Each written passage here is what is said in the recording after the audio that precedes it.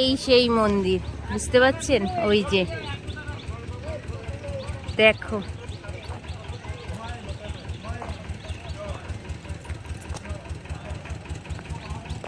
ঠাকুর আমি প্রথমবার দেখছি।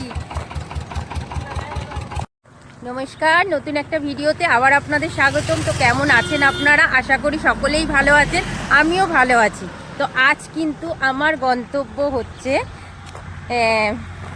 কোথায় বলুন তো?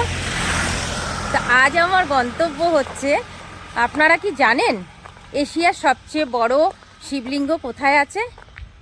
হ্যাঁ, সেটি আছে কিন্তু আসামের নওগাঁও জেলায়। তো সেখানে নওগাঁও জেলায় সেই মানে শিবলিঙ্গ কতটা বড় সেটাও কি জানেন? জানেন না, না? সেটাও আমি আজকের আপনাদেরকে বলবো আর গিয়ে দেখাবো যে এশিয়ার সবচেয়ে 1 নম্বর শিবলিঙ্গ, মানে বড় শিবলিঙ্গ, সেটি কোথায় রয়েছে। আপনাদেরকে তো আমি দ্বিতীয় দেখিয়েছি, তো আপনাদেরকে এবার এশিয়ার 1 নম্বর শিবলিঙ্গ দেখাবো। কতটা বড় সেটা আপনাদের আমার সাথে থাকুন। তো চলুন ভিডিওটাকে দেখতে থাকি। তো এখন যাই, চলুন। যেতে যেতে দেখুন কত রাস্তার পাশে লজ্জাবতী গাছে ভর্তি হয়ে রয়েছে। আর এখন দেখুন ভাটপুলে ভর্তি, যেটি আমাদের শিব পুজোয় লাগে ভাটপুল। এই লজ্জাবতী গাছকে একটু ছুলাম। আর এটা বেশ, রাস্তাঘাটগুলো এত সুন্দর পরিষ্কার পরিচ্ছন্ন, বেশ সুন্দর রাস্তা। আর বৃষ্টি পড়ছে জানেন তো। তো চলুন সামনের দিকটা যাই। এখানে না অনেক ধরনের না জানা অজানা ফুল দেখছি, মানে আমি সব চিনি না, কিন্তু কিছু অচেনা ফুলও দেখছি, ভালো লাগছে।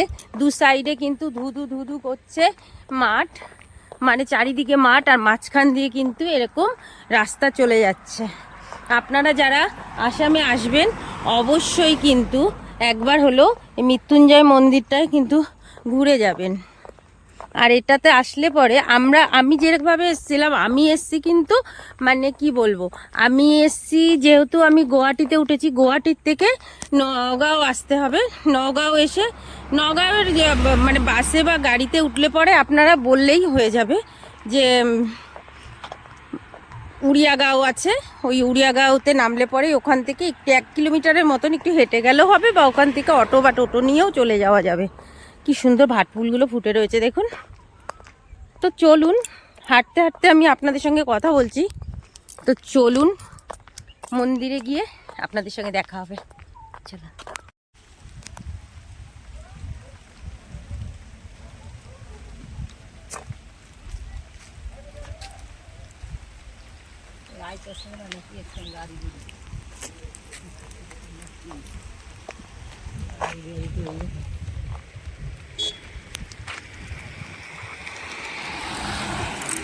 দেখতে পাচ্ছি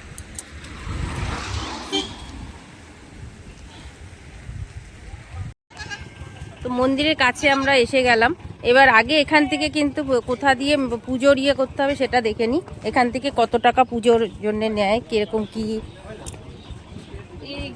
কত করে?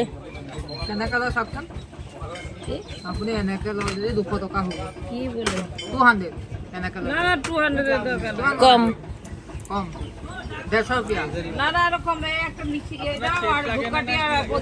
তো এখানে এই যে কমে বেশিতে নানা রকম আছে, আপনারা দরদাম করে নিতে পারেন। এরকম কিন্তু পাশে অনেক দোকান দেখা যাচ্ছে, বুঝতেই পাচ্ছেন, এরকম কিন্তু দোকান রয়েছে। এবার আমি এদেরকে জিজ্ঞেস করে নেবো যে এখানে কত টাকা করে কি ইয়ে করে, মানে কখন বেশি মেলাটা ভিড়টা বসে। এই সেই মন্দির, বুঝতে পাচ্ছেন? ওই যে দেখো,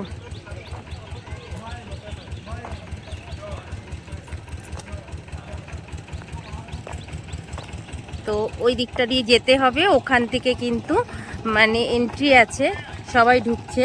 তো ওখান থেকে এখন যাব। মানে আমি তো পুরো শান্ত, এরকম বড় শিব ঠাকুর আমি প্রথমবার দেখছি। দেখুন, আর একটা জিনিস দেখেছেন, এখানে কিন্তু সব কিছুতে জুবিন জুবিন, দেখতে পাচ্ছেন?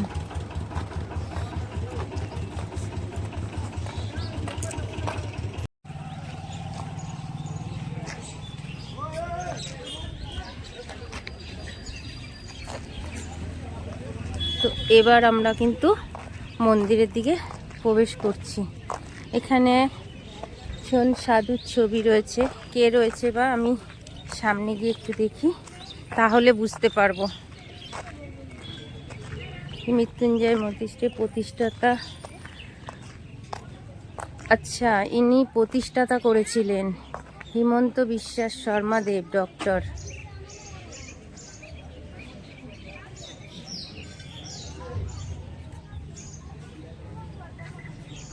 ইনি উদ্বোধন করেছিলেন। আচ্ছা 1223 তারিখে বিশ্বের সর্ববৃহৎ শিবলিঙ্গ, বিশ্বের সর্ববৃহৎ শিবলিঙ্গ।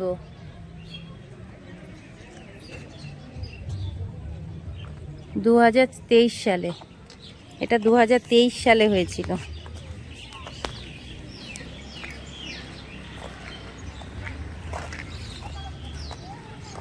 তো দেখুন সবাই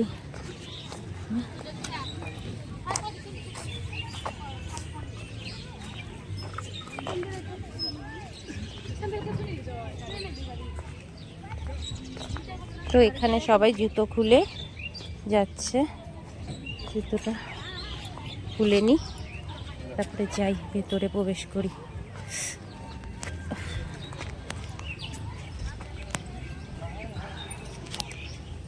তো এটা রয়েছে কিন্তু এন্ট্রি গেট, এন্ট্রি গেট থেকে কিন্তু আমি প্রবেশ করছি করে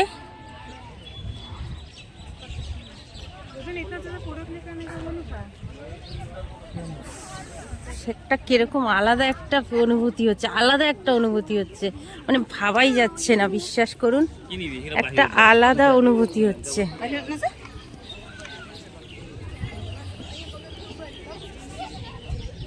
এখন এরকম সিঁড়ি দিয়ে বেয়ে বেয়ে উঠতে হবে।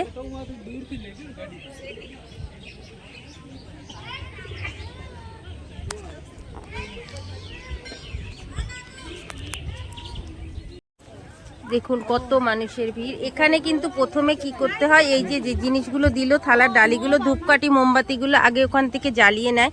তো চলুন দেখতে পারবেন, এই যে এখানে কিন্তু সবাই জ্বালিয়ে রেখে তারপরে কিন্তু ওই দিকে পুজো দিতে যাবে। তো চলুন ওইটা আগে দেখিয়ে দিই আপনাদেরকে। সবাই কিন্তু এইভাবেই করছে। আর আসামের সবাই দেখুন, আসামের ড্রেস, মেঘলার এই গামছা সবার কাছে কিন্তু রয়েছে।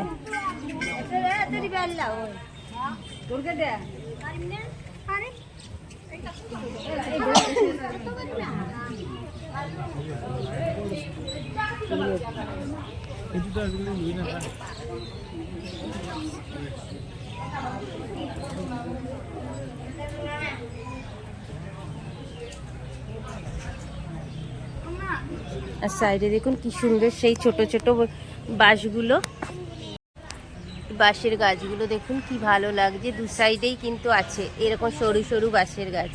চলুন দেখাচ্ছি। এই যে রয়েছে এইখান দিয়ে এরকম চারিপাশ দিয়ে জ্বালাচ্ছে, আর এই যে রয়েছে বাঁশের ঝাড়টা, খুব সুন্দর লাগছে। সরু সরু বাঁশেরটা যে কি বাঁশ বলে বা আমি তো জানি না।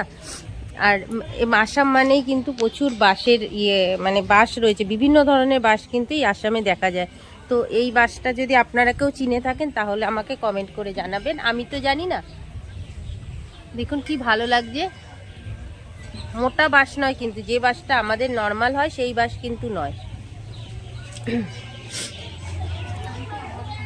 তো এখানে এরকম ভাবে সবাই কিন্তু মানে পুরোটা গেরম রয়েছে, এখানে কিন্তু সব প্রদীপ ধূপকাঠি জ্বালায় এই মৃত্যুঞ্জয় মন্দিরে।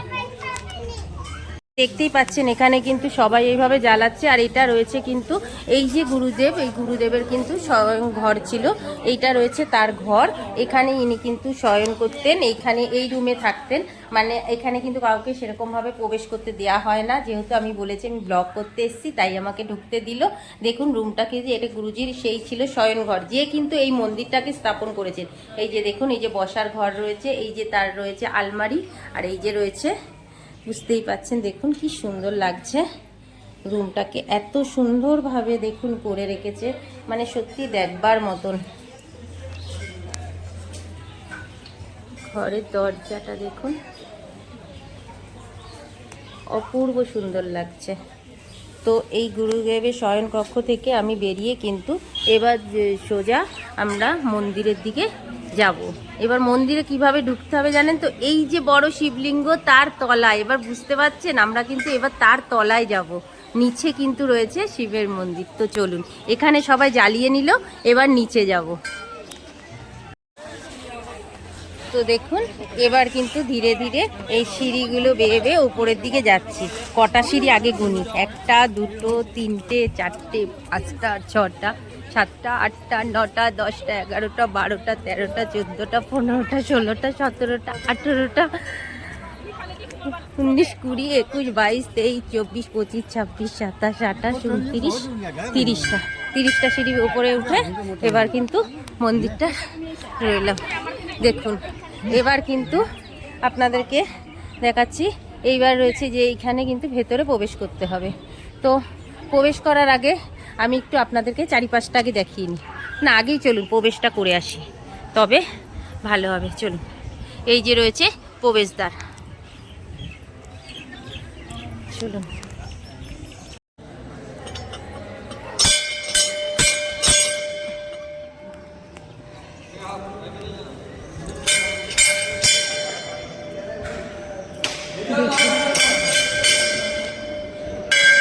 ভেতরটা দেখুন কতটা সুন্দর।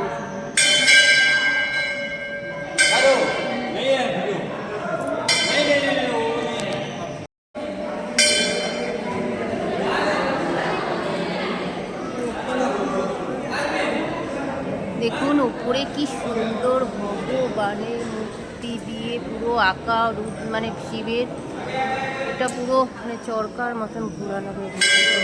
নিচে কিন্তু রয়েছে ঠাকুর। আসলে না, এখানে আমাকে ক্যামেরা করতে দিচ্ছে না, আমি দূর থেকে করছি। এই যে দেখতে পাচ্ছেন যে গোল ওইটা রয়েছে, ওইখানে জলটা ঢালে আর ওখান থেকে গড়িয়ে কিন্তু এই শিবের মাথার কাছে আসে। এই যে দেখুন শিবের মাথার কাছে আসছে।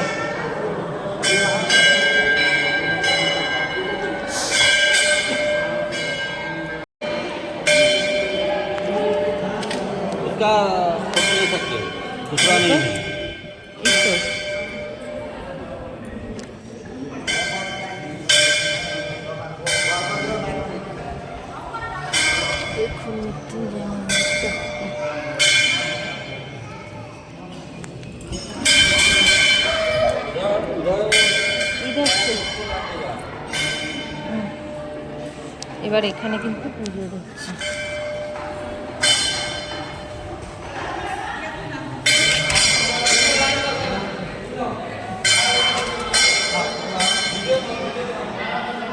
তো এইভাবে কিন্তু মন্দির থেকে বেরাতে হয়। এই যে মন্দিরের গেট, আর এই যে এখান থেকে কিন্তু যেরকম ঢুকলাম, এবার এখান থেকে কিন্তু আমরা বেরিয়ে যাব। বেরিয়ে গেলাম। এই যে রয়েছে কিন্তু মন্দিরের ভেতরটা, বুঝতে পারলেন। এইবারে কিন্তু দেখুন এই যে মন্দিরের চারিপাশটাকে আপনাদেরকে একটু দেখাচ্ছি। দেখুন এটা রয়েছে মন্দিরের চারিপাশটা, এই দেখুন এরকম চারিদিকে কিন্তু সিঁড়ি রয়েছে, আর সিঁড়ি দিয়ে এরকম ঘুরে ঘুরে কিন্তু আপনারা যে কোনো জায়গায় ঢুকতে পারবেন। পুরো মন্দিরটাকে দেখুন সবাই কিন্তু মানে ঘুরছে, পুরো মন্দিরটাকে প্রদক্ষিণ করছে, পুরো ঘুরে ঘুরে কিন্তু সবাই করছে। আর সব থেকে ভালো লাগছে, এটা যেহেতু আসামে রয়েছে, সবাই দেখুন মেখলা পরা, সবাই মেখলা পরা, বেশ ভালো লাগছে। পুরো মন্দিরটাকে পুরো সারা দিকে চত্বরে ঘুরছে। ওরে বাবা রে, আরেকটা জিনিস দেখুন, কত মৌচাক হয়েছে, দেখেছেন? ওপরটায় দেখুন শিবলিঙ্গের ওখানে কত মৌচাক হয়েছে, এই দেখুন।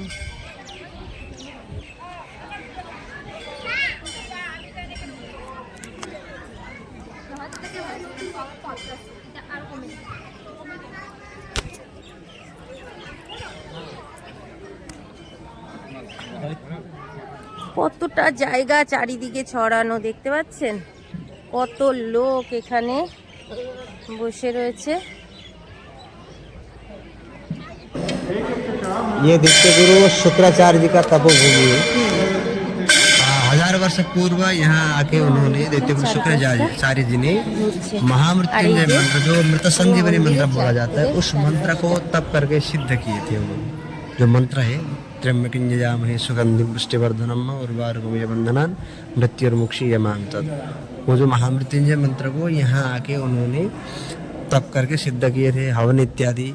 महामृत्युंजय स्वर्ण रूपी शिवलिंग प्रतिष्ठा करके आप जहाँ खड़े उसे 40 फीट 45 फीट नीचे वर्तमान समय में भी वो शिवलिंग अभी विराजमान है, क्योंकि एक बार प्रतिष्ठित चीज़ को उठाया नहीं जाता। तो इस जगह का पता कैसे चला, बोल के हमारे जो गुरुदेव हैं वो भी मृत्युंजय साधक ही थे। अच्छा, आचार्य श्री भृगुगिरि महाराज, भृगु ऋषि बोलते हैं लेकिन भृगुगिरि महाराज है। तो उन्होंने, उनके द्वारा इस जगह का मालूम चला, पता चला, तो फिर मंदिर का निर्माण कार्य स्टार्ट हुआ। करीब 10-12 साल लगा मंदिर का काम, और अभी वर्तमान 5 साल हुआ है पूर्ण मंदिर प्रतिष्ठा होके 5 साल हो गया। तो उन्हीं के आधार स्वरूप में जो आप शिवलिंग अभी प्रत्यक्ष देख रहे हैं, हाँ। वो शिवलिंग महामृत्युंजय शिवलिंग उन्हीं के प्रारूप में रखा है। और जो दैत्यगुरु शुक्राचार्य ने तब किया जो शिवलिंग था वो स्वर्णमयी था, तो हमारे गुरुदेव ने बताया उसको नहीं निकालना है उस शिवलिंग को, क्योंकि एक बार प्रतिष्ठित चीज वो लिंग कहाँ है? उठा नहीं जाता, नीचे मिट्टी के नीचे। मिट्टी के नीचे। अब जो शिवलिंग देख रहे हैं उसी के स्टेट पर वो शिवलिंग को रखा है और शक्ति से जोड़ के अच्छा, संजोग करके रखा हुआ है शिवलिंग को। तो विशेष करके इस जगह को बोला जाता है दैत्यगुरु शुक्राचार्य जी का तपोभूमि, तपस्थली है। अच्छा, शुक्राचार्य का तपोभूमि है। जी। अच्छा। और यहाँ का विशेषता यही है। और यहाँ पे वर्तमान समय में अभी भद्रकाली जी का, माता रानी का मंदिर भी है, और आने वाले समय में यहाँ पे करीब 9 मंदिर बनेगा। मंदिर के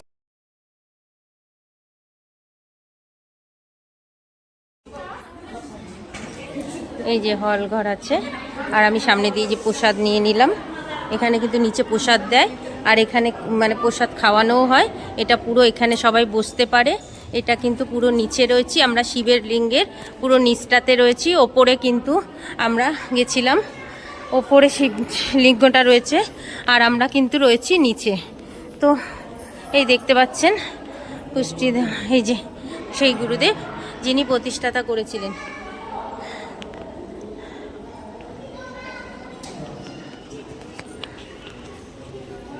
এখানে গণেশজি মূর্তি আছে।